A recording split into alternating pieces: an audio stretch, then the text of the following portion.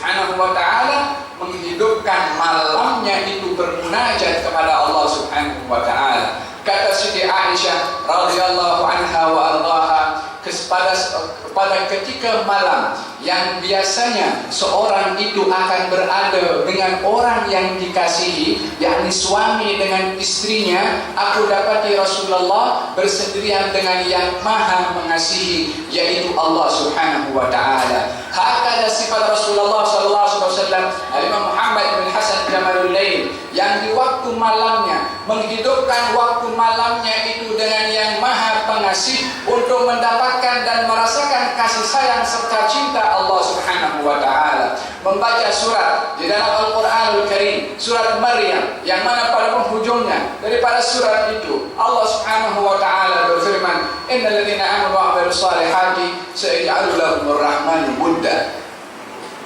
Sesungguhnya orang-orang yang beriman dan beramal saleh, maka Allah akan memberikan untuknya cinta dan kasih sayang.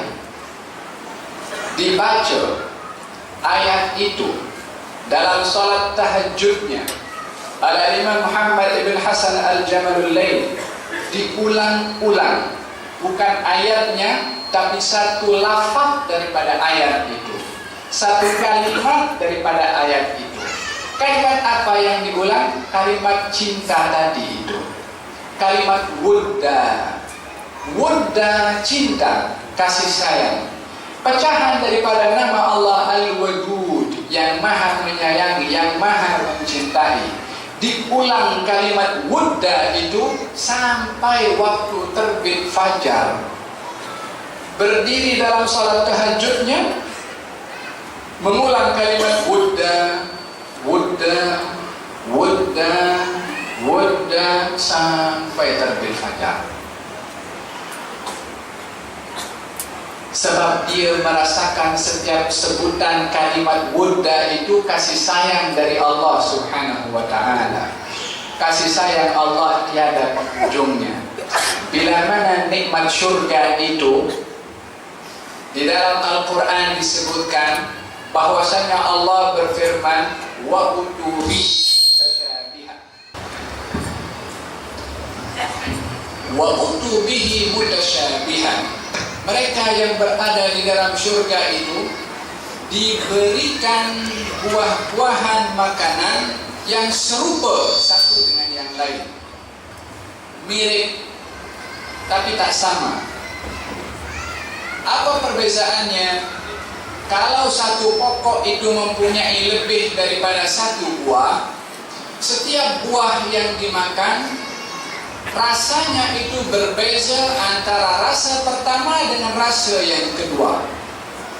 Ketika mereka diberikan makanan buah-buahan, ini tadi makanan yang kita bagi, yang kita dapat sebentar tadi, makanannya mirip tapi rasanya berbeza. Rasa yang kedua lebih baik daripada yang pertama, rasa yang ketiga lebih baik daripada yang kedua, rasa yang keempat lebih baik daripada yang ketiga. Itu baru nikmat syurga yang Allah beri kepada orang yang beriman. Dan itu baru bentuk makhluk. Itu nikmat syurga makhluk. Alangkah agung dan tinggi nilainya nikmat cinta yang datang daripada yang mempunyai, yang maha mencintai, yang tiada penghujungnya, yang tiada hadnya. Maka setiap rasa sebutan wudda itu dirasakan manisnya oleh Imam Muhammad ibn Hasan, disebabkan oleh kerana kebersamaan mendapatkan kasih sayang dan cinta dari Allah Subhanahu wa ta'ala. Allahumma inna nas'aluka hubbaka wa hubba man yuhibbuka warzuqna amalan yugarribuna ila hubbik. Ya Allah, kami mohon kasih sayangmu. Ya Allah, dekatkan kami kepada orang-orang yang Engkau kasihi dan Engkau sayangi, dan berikan hidayah kepada kami akan amalan yang dengannya kami dapat mendapatkan kasih sayang daripadamu ya Rabbal Alamin. Orang yang tak cinta tak akan dicintai oleh Allah Subhanahu wa ta'ala. Untuk mendapatkan kasih sayang Allah, terlebih dahulu mengasihi kepada Allah Subhanahu wa ta'ala. Kita ingin belajar daripada majlis kita pada malam hari ini adalah akan arti kasih sayang yang sebenar, yaitu kasih sayang kepada Allah Subhanahu wa ta'ala. Tidak ada orang dapat memahami hakikat kasih sayang Allah Subhanahu wa ta'ala melainkan melalui pintunya. Pintunya adalah baginda Rasulullah sallallahu alaihi wa ala alihi wa sahbihi wasallam. Hadirkan perasaan Anda semua ketika duduk dengan Zat yang Maha Menyayangi.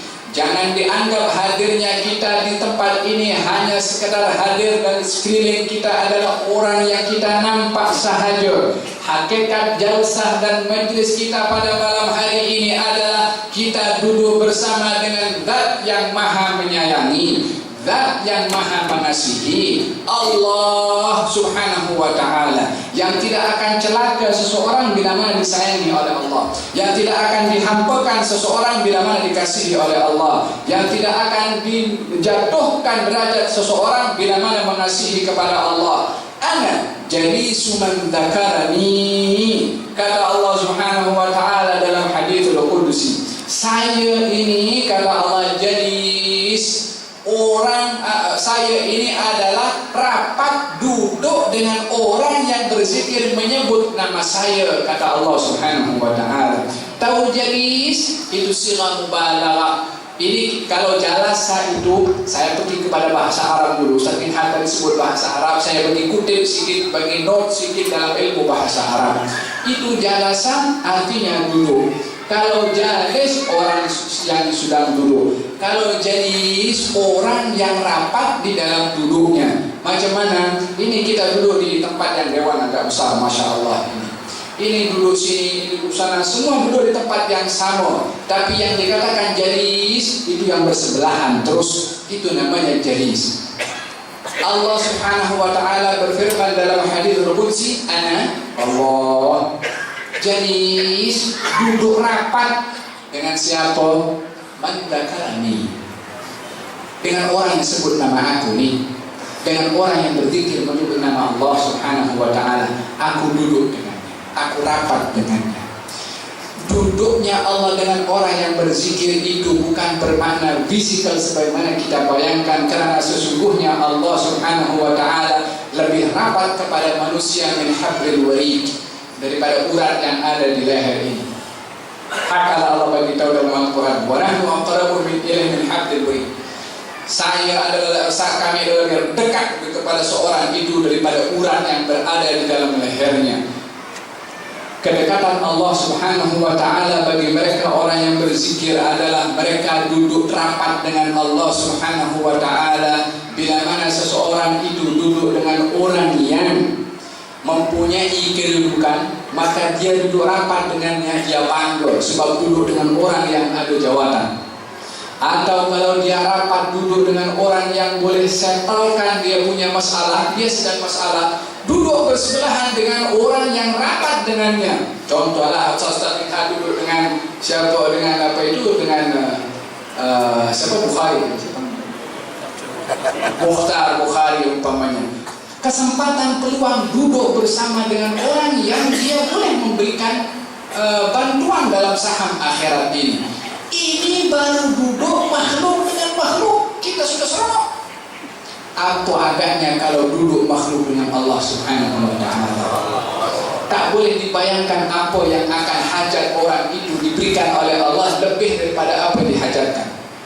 Apa yang dihajatkan oleh orang itu kepada Allah, Allah lebih bagi berlipat kali ganda yang lebih baik daripada apa yang dihajatkan oleh orang itu kepada Allah. Hadirkanlah perasaan Anda, minda hati Anda semua untuk Anda sedang duduk bersama dengan Allah yang memantau hati kita ketika kita duduk bersama dengan Allah Subhanahu wa ta'ala. Moga-moga Allah Subhanahu wa ta'ala yang merapatkan kedudukannya dengan kita saat kita berzikir kepada Allah Subhanahu wa ta'ala, tidak menghampakan seseorang pun daripada kita kepada Allah sementara kita duduk rapat dengan Allah Subhanahu wa ta'ala. Kita pun duduk bersama dengan orang yang dia adalah mempunyai kedudukan yang tinggi dengan Allah Subhanahu wa ta'ala, yaitu Nabi Muhammad sallallahu alaihi wa ala alihi wa sahbihi wa sallam. Aqrabukum minni manzilatan yawmal qiyamati aktsarukum alayya salat. paling rapat dengan aku di hari kiamat adalah orang yang paling banyak berselawat kepada aku. Kiasannya orang yang banyak berselawat di dunia itu menghampiri kedudukan rapatnya dengan orang yang kita berselawat kepadanya, yaitu Nabi Muhammad sallallahu alaihi wasallam. Insan yang amat mengasihi Allah, tiada orang mengasihi, mencintai Allah seperti mana kasih sayang Nabi Muhammad SAW kepada Allah. Tiada orang mengagungkan Allah seperti mana Nabi Muhammad mengagungkan kepada Allah. Tiada orang yang dapat mendekatkan orang lain kepada Allah seperti mana ajaran Nabi Muhammad yang mendekatkan orang lain kepada Allah Subhanahu wa Ta'ala. Beliau di dalam dakwahnya tidak mengajak kepada dirinya. Beliau di dalam dakwahnya tidak mengajak kepada bangsanya Bani Hashim. Beliau di dalam dakwahnya tidak mengajak kepada Quraisy. Beliau di dalam dakwahnya tidak mengajak kepada kearaban baginda Rasulullah. Tidak membawa orang lain kepada negerinya, walaupun negeri itu adalah negeri yang dicintai oleh Allah. Tidak membawa orang lain kecuali kepada Allah. Qul hadhihi sabili ad'u ila Allah. Katakan wahai Muhammad, hadihi sabili, ini jalanku. Apa itu jalanku? Ad'u ila Allah. Saya mengajak orang lain kepada Allah. Itu jalan Nabi Muhammad sallallahu alaihi wa ala alihi wa sahbihi wasallam. Sebab tak ada orang yang tahu jalan menuju kepada Allah melainkan Nabi Muhammad sallallahu alaihi wasallam. Orang yang ingin sampai kepada Allah tanpa melalui imamnya, melalui pintunya, tak akan sampai kepada Allah Subhanahu wa Ta'ala. Macam mana kita akan sampai kepada Allah kalau pintunya kita tak tahu? Pintu menuju kepada Allah adalah Nabi Muhammad sallallahu alaihi wa ala alihi wasallam. Beliau yang membawa hidayah, beliau yang memberi petunjuk, beliau yang mengajarkan kita kasih sayang kepada Allah Subhanahu wa Ta'ala melalui daripada sirahnya dan akhlaknya. Tak pernah beliau itu mengungkapkan akan kekecewaan ataupun ketidakpuas hati ataupun sifat kecewa daripada apa yang dihadapi oleh beliau sallallahu alaihi wa ala alihi wasallam. Sebab orang yang mengasihi orang lain tak akan nampak aib kepada orang yang dikasihi. Demikian kasih sayang kepada Allah Subhanahu wa Ta'ala. Tidak akan memburuk sangka kepada Allah, tidak akan dia komplain kepada Allah. Baginda Rasulullah sallallahu alaihi wa ala alihi wasallam di dalam dakwahnya yang diseksa, yang disakiti, yang dimusuhi, yang diperangi, beliau tidak pernah komplain kepada Allah Subhanahu wa Ta'ala dengan mengatakan, kenapa engkau jadikan aku macam ini? Tapi yang terungkap di dalam sabda Rasulullah, illam yakun bika ghadabun alayya fala ubali. Selagi engkau ya Allah tidak murka kepada saya, tidak marah kepada saya dengan apa yang saya alami daripada gangguan orang-orang kepada saya, aku tak peduli apa yang mereka buat. Yang penting bagi saya adalah engkau tidak murka, tidak marah kepada saya. Selagi Allah masih mengasihi kepada baginda Rasulullah, baginda tak peduli apa saja yang dialami oleh beliau daripada gangguan-gangguan orang-orang yang mengganggu dan menyakiti kepada baginda Rasulullah. Mustahil pun Allah Subhanahu wa Ta'ala akan marah dan murka kepada Rasulullah, sementara dunia ini tidak diciptakan kecuali dengan sebab Rasulullah. Tidak diturunkan para anbiya kecuali didahului oleh Rasulullah. Namanya terukir di semerata tempat di arsy sebelum jasadnya itu dicipta oleh Allah Subhanahu wa Ta'ala.